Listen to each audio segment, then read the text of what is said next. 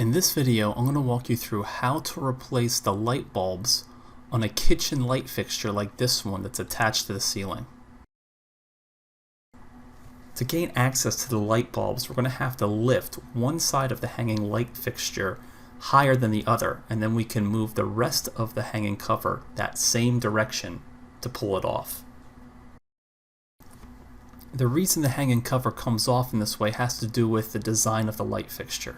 As you can see here, there are lips on either side of the light fixture that's attached to the ceiling.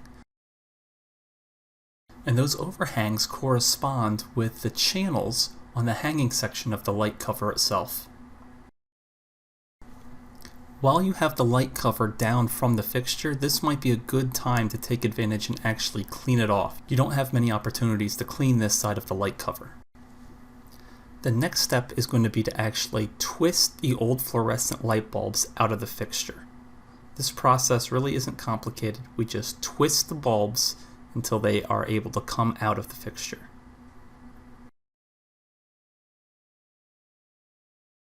I decided to replace the bulbs with LED replacements, which have the same shape and connectors as the traditional fluorescent lights, but have LEDs embedded into the bulbs instead of fluorescent gas. These LED bulbs should shine brighter and use less electricity.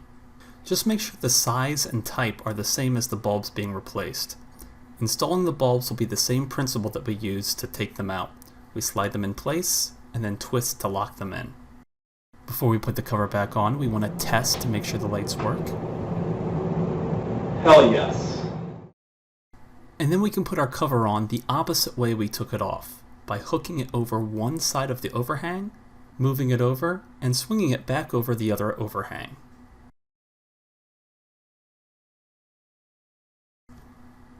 And that's it. Now we're done. Now we have brand new LED replacement bulbs in our fluorescent fixture.